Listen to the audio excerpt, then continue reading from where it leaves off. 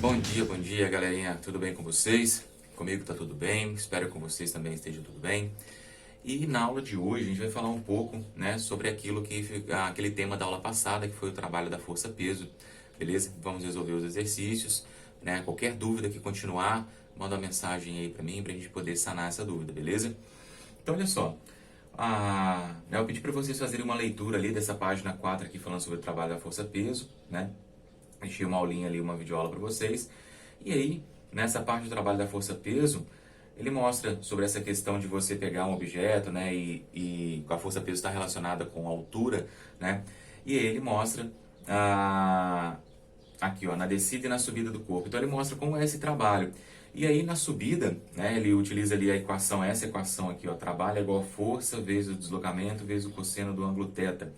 Né? Essa equação que mostra aqui, a gente já falou dela lá no início, quando falou sobre o trabalho de uma força, né? E aí você pega qual força que está agindo sobre o corpo, quando ele, né, no caso ali a gente está falando da força-peso. Então, se é a força-peso, no lugar da força F, eu vou colocar o mg, né? Que a força-peso é massa vezes a aceleração da gravidade. Então, você coloca o mg no lugar do F e ainda tem o d vezes o cosseno do ângulo θ. Que ângulo é esse? O ângulo θ, ele é o ângulo entre a direção de movimento e a direção da força. Então, por isso que acontece na descida do corpo ali, a primeira, né? Você tem mgh, né? Você tem um valor positivo. Por quê?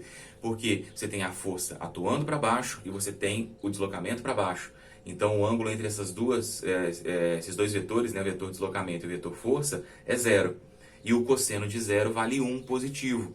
Então, por isso que ele coloca o 1 ali, né? Cosseno de zero, ele substitui por 1 e o peso por mg. E aí sobra pra gente mgh. Então, o trabalho da força-peso numa descida nada mais é do que você pegar e calcular como se fosse a energia potencial gravitacional, beleza? Então, você pega o deslocamento, que vai ser a altura da queda, a massa do objeto, vezes a aceleração da gravidade. E como você tem a força-peso atuando para baixo e o deslocamento para baixo, o ângulo entre os dois é zero, o cosseno de zero vale 1 positivo. E esse tem o trabalho basicamente igual à equação que a gente tinha ali para energia potencial gravitacional.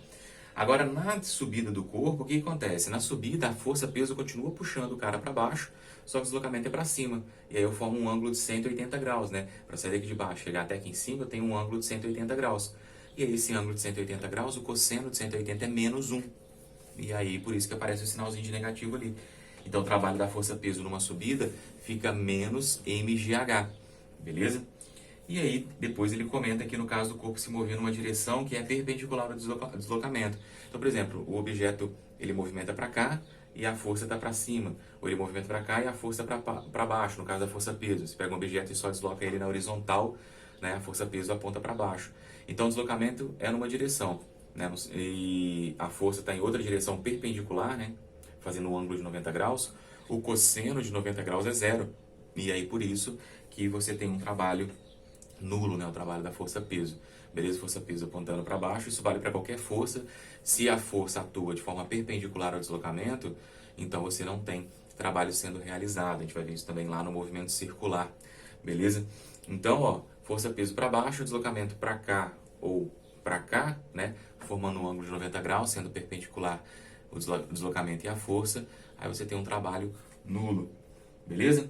Então foi basicamente isso, né? E depois falando sobre a questão do trabalho, né, da força-peso ser uma força, por a força peso ser uma força conservativa, né? O trabalho ele vai depender da trajetória. Então se o objeto está lá no ponto A e ele vai para o ponto B, independe se ele vai de linha reta, né? Ele vai de um para o outro numa linha reta, se ele faz um zigue-zague, se ele vem para baixo, depois ele volta, o que importa é só a diferença de altura entre esses dois pontos, entre o ponto A e o ponto B. Por ser uma força conservativa, o trabalho, então, ele só depende dos pontos iniciais e finais, beleza? Como assim uma força conservativa, né? O que acontece? Quando ele desce, ele perde uma certa quantidade de energia, quando ele sobe, ele ganha. Só que ele perde e ganha de forma igual. O que ele perde na descida, ele ganha na subida, se você considerar a mesma altura. Então, você não tem perda de energia. A força-peso é uma força conservativa. Ela não tem perda, né? Quando você faz a queda livre, por exemplo. Se você considerar a queda livre, ele tem resistência do ar, porque resistência do ar é uma forma de dissipar energia, né? Então, quando você não tem resistência do ar, o objeto ele cai e ele vai ganhando velocidade, toda a energia potencial gravitacional dele está sendo convertida em energia cinética.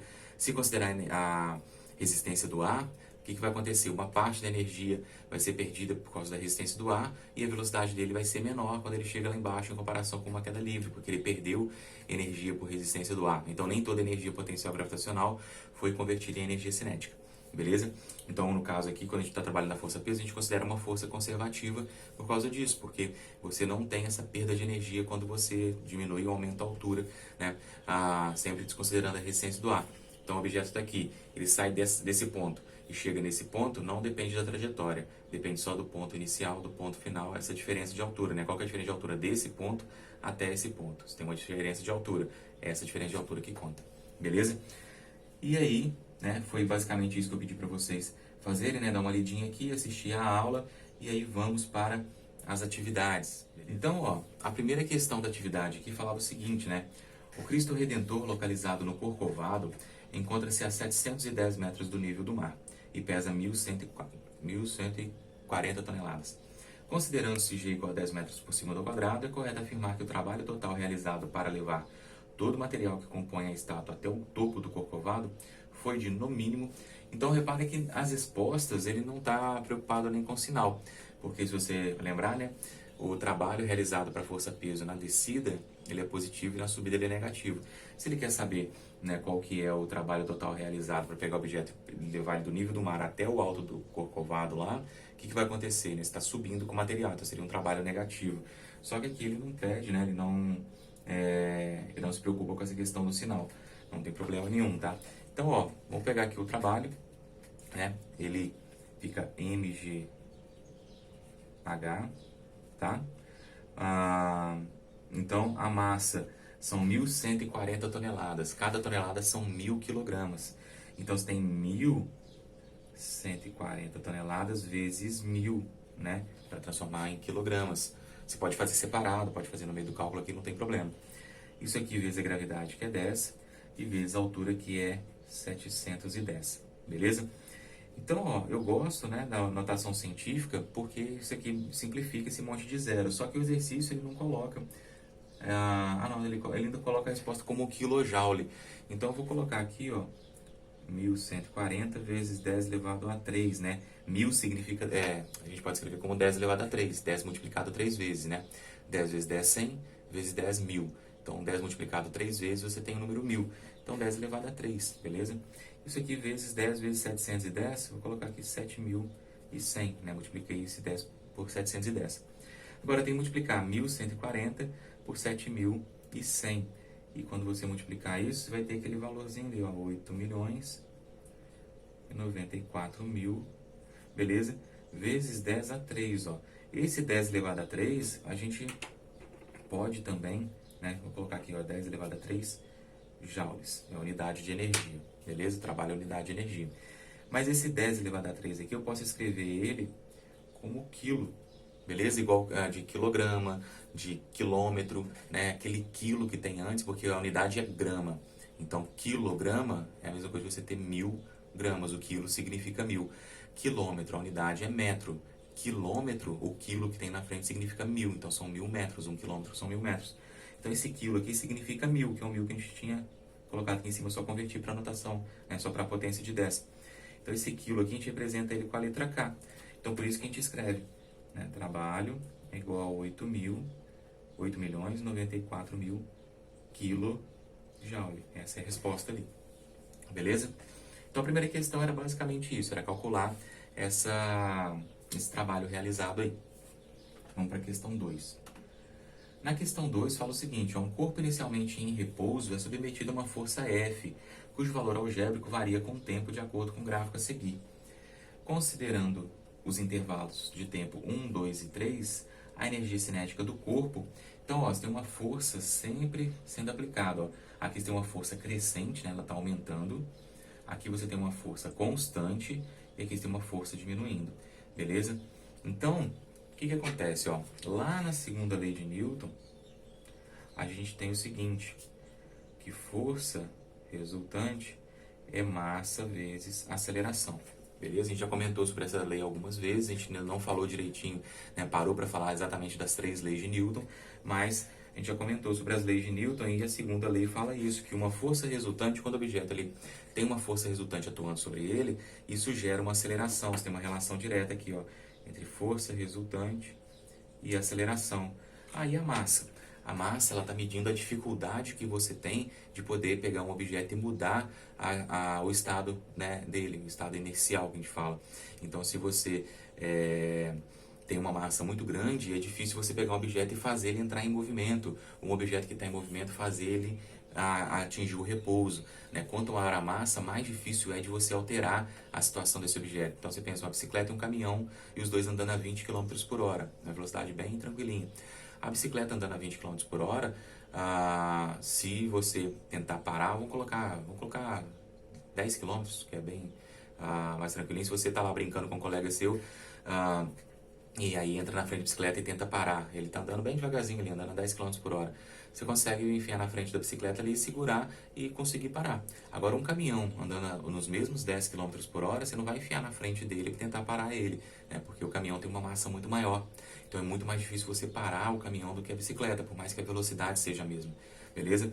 Então, o que acontece? Quando você precisa fazer uma força numa certa determinada massa, se você tem uma força resultante, você vai gerar uma aceleração. Beleza?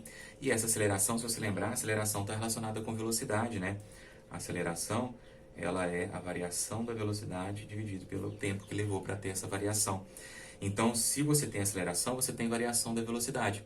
Para você ter aceleração, você tem que ter uma força resultante. Então, se você tem força resultante, você tem aceleração. Se você tem aceleração, você tem variação da velocidade. Então, toda vez que você tiver força resultante, você tem uma variação de velocidade. Então, essa que é a ideia aqui. Ele quer saber a energia cinética do corpo aumenta. Então, repare que ele tem uma força resultante sempre positiva. Né? Ela está sempre acima do eixo do tempo aqui e ela aumenta, né? Depois ela fica constante e depois ela diminui, mas né, em qualquer intervalo de tempo aqui eu tenho uma força sendo aplicada.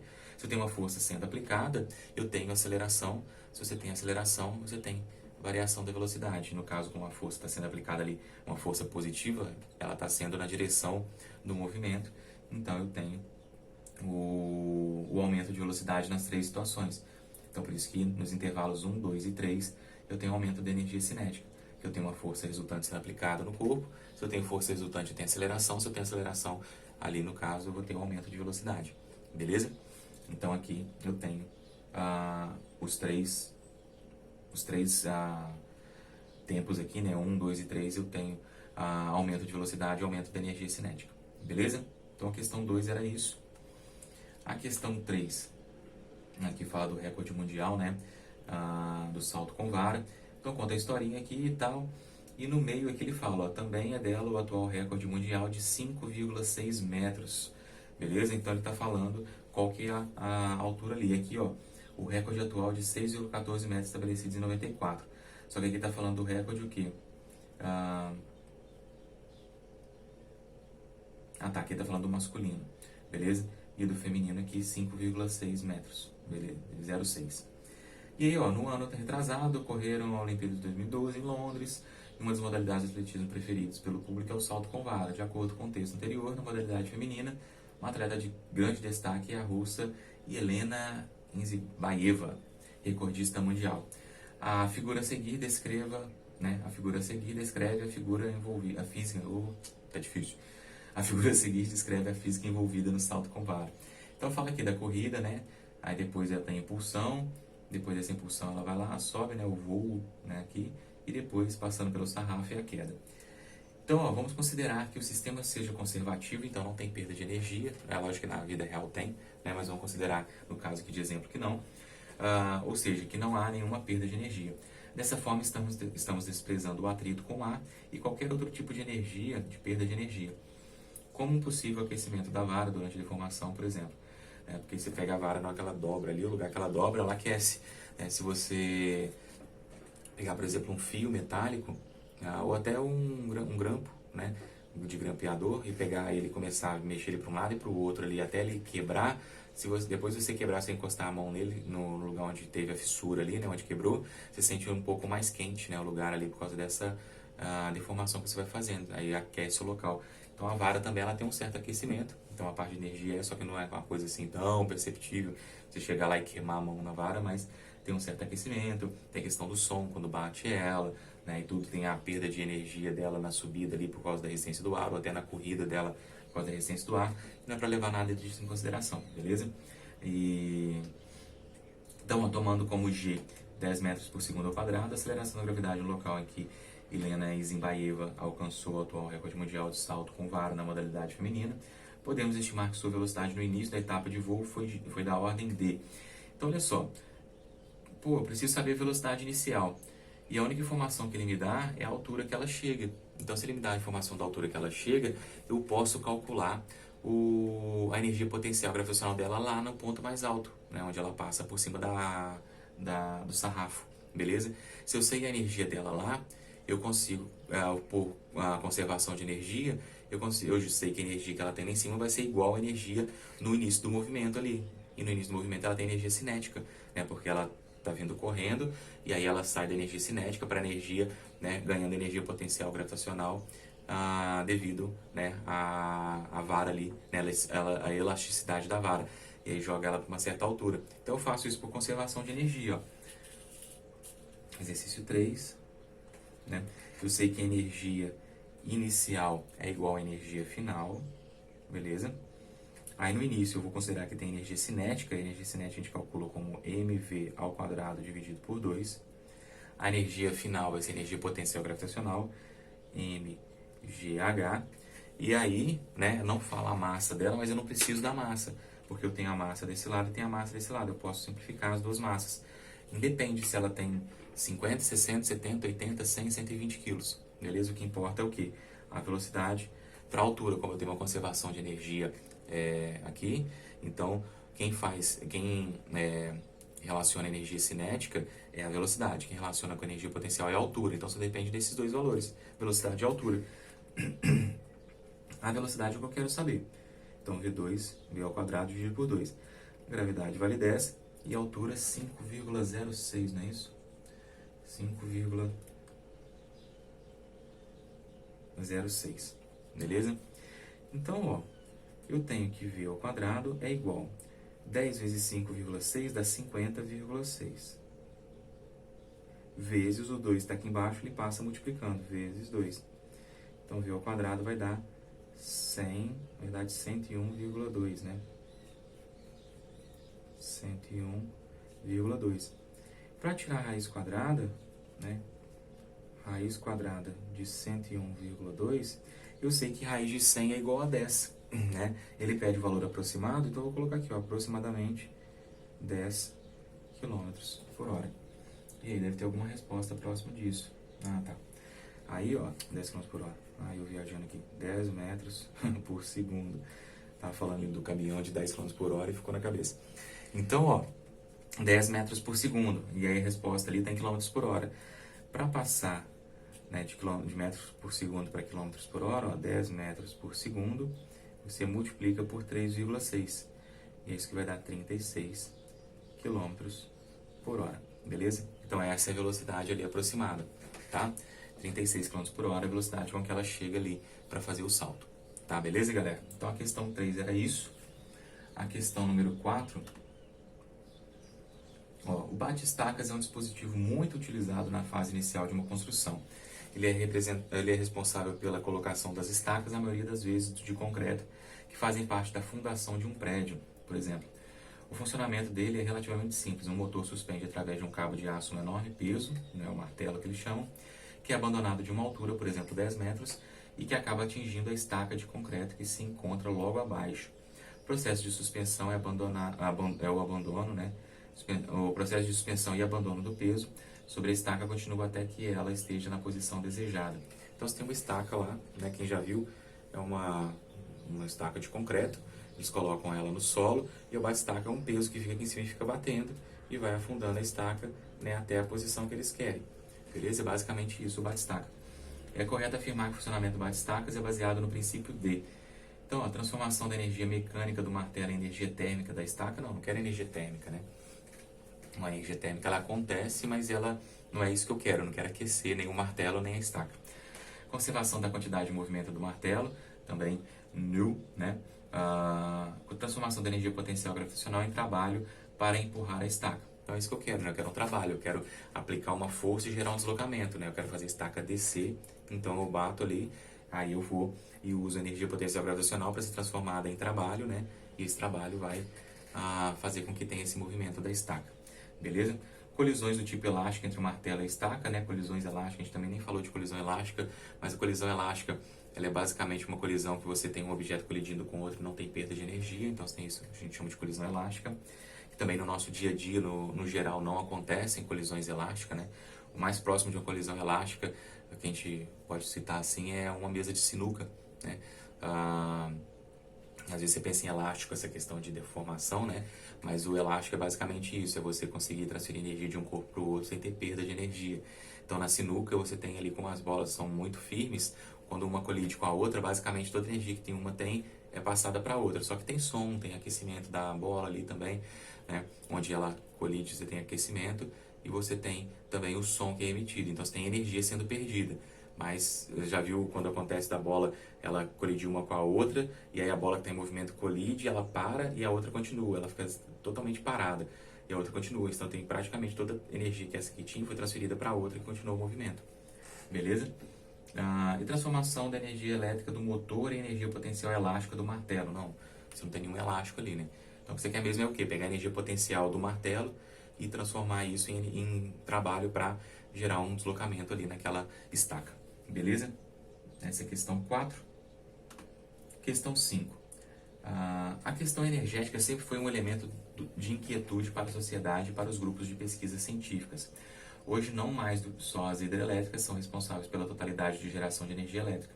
Hoje temos mais inúmeras opções de produção energética, indo da biomassa, solar, eólica até geotérmica, marítima e outras. É sabido que um dos principais elementos de preocupação sempre foi o impacto produzido pela implantação e utilização das formas de produção dessas energias.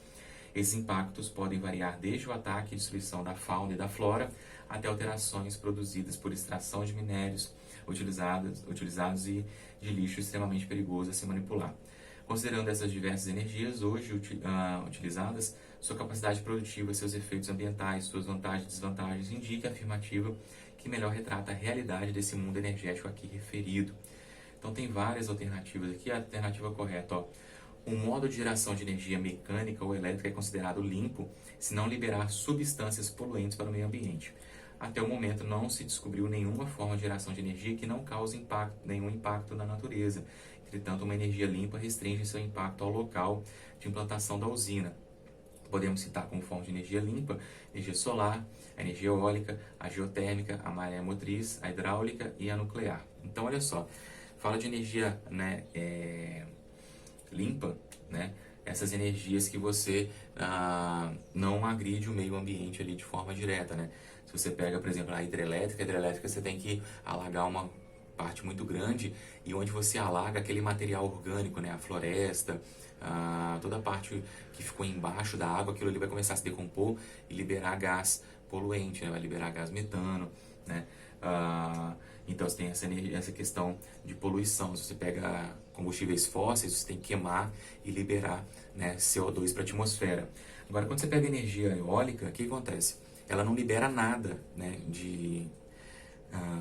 que possa danificar o meio ambiente ali. Você não tem nenhum gás sendo emitido, você não tem nenhum resíduo líquido sendo emitido ali para poder danificar o ambiente. Mas a energia eólica, ela cria um impacto ambiental na região. Os animais ali na região, eles acabam tendo que se afastar das torres eólicas. Animal que voa, né? Ali a torre eólica pode bater nele, então ele sobrevoando ali pode ser acertado por uma torre eólica. Aquela torre eólica, ela emite som, só que som que pra gente é inaudível, né? Som muito agudo, o giro dela, e aí isso acaba afastando alguns animais que têm o ouvido mais sensível, né, para sons agudos. Então a torre eólica, ela emite som ali que pra gente é inaudível. Se você chega perto, você ouve barulho, né, dela girando lá, né? Mas você não ouve um barulho que te incomoda, mas incomoda alguns animais, por causa dessa diferença de capacidade auditiva que a gente tem e animais têm, né? Tem animais que conseguem ouvir sons muito mais agudos do que a gente consegue. Beleza? Então a resposta correta aí, essa aí é a letra D, né? Então tem uma diferença entre uma fonte de energia limpa, né? Mas E ela não quer dizer que o limpo não produz nenhum tipo de impacto, beleza? Ele produz. A solar, ela aquece a região fica mais quente, né? A nuclear, você tem o problema com o lixo, né? O descarte do lixo, mas a produção da energia ali, a princípio ela não libera nada ali, né, para o ambiente. Você pega só tem aquele lixo, depois você tem que armazenar ele de alguma maneira e aquilo não pode escapar, né? Não pode vazar, beleza? Então a resposta correta é essa aí. E por último, a questão 6. Um pêndulo é constituído de uma esfera de massa 2 kg, presa a um fio de massa desprezível e comprimento 2 metros, que pende do teto conforme a figura a seguir. Então, um fiozinho com uma bolinha pendurada e fica balançando ali, é um pêndulo. O pêndulo oscila formando um ângulo máximo de 60 graus com a vertical. Então, o ângulo está aqui, então quer dizer que ele faz 60 graus e ele fica fazendo isso, né? Movimentando em torno desse ângulo. Nessas condições, o trabalho realizado pela força de tração que o fio exerce sobre a esfera, entre a posição mais baixa e a mais alta em joules, vale. Então ele te dá a massa, te dá o comprimento ali, né, tudo isso para parecer que precisa fazer algum tipo de cálculo, né? Mas se você pegar aqui, ó, questão 6, né? O que acontece? Independente da posição, vou colocar o pêndulo assim, né? Ou o pêndulo assim, né? Ou o pêndulo assim, beleza? Independente da posição, porque ele pede a força de tração no fio. E o fio, ele está fazendo uma força de tração, né? A força atua no fio, ela não atua fora do fio, né? Então ela está sempre apontando na direção aqui, ó, do fio. Então a força de tração está sempre assim, ó. Tração, tração e tração. Beleza? Porque o fio está tracionando, ele está puxando a bolinha ali, ele está segurando a bolinha. Então a força de tração atua sobre ele. Então o que acontece? Essa força de tração, se você olhar o movimento da bolinha, ele é sempre assim, ó. A bolinha, por exemplo, aqui, ela vai estar, se ela tiver no movimento de descida, o movimento vai ser para cá. Aqui o movimento vai ser para cá e aqui o movimento seria para cá. E sempre forma um ângulo de 90 graus. Beleza? E sempre, se você pegar lá o trabalho, é força vezes deslocamento vezes cosseno do ângulo θ. Toda vez que esse ângulo vale 0 graus, né, o meu trabalho ele é igual a zero. Quando a trajetória, né, quando a trajetória, a direção ali, o deslocamento é perpendicular à força, o trabalho é igual a zero. Foi o que a gente falou por último ali naquela leitura ali da página 4. Beleza, galera? Então o trabalho ele vale zero, você não precisa fazer cálculo nenhum ali, né, com a massa ou com o comprimento do pêndulo. Basta você lembrar da questão ali do ângulo, né? Se você tem um deslocamento numa certa direção, né, e você tem a força perpendicular fazendo um ângulo de 90 graus, como um ângulo de 90 graus, o cosseno, ó, eu coloquei aqui o ângulo zero, né? Meu Deus, tá difícil hoje. Então, ó, o ângulo aqui de 90 graus, né? Aí o ângulo de 90 graus, o cosseno de 90 vale zero, então cosseno de 90 graus vale zero, e aí, por o cosseno de 90 vale zero, o trabalho também vale zero. Estou multiplicando tudo isso aqui, né? Força e deslocamento por zero. Beleza, galera? Então, se o ângulo é perpendicular, né? Seja para cima, para baixo, tanto faz fazer o ângulo de 90 graus, o trabalho vai dar zero. Beleza? Entre o ângulo entre o deslocamento e a força. E aí você tem aqui a resposta letra C também, zero. Beleza, galera? Então, esses eram os exercícios. Fica só, então, esse exercício aí para vocês poderem conferir a resposta de vocês, poderem entender como funciona aí cada um deles. E aí, semana que vem, a gente continua o nosso conteúdo. Beijo, beijo. Tchau, tchau.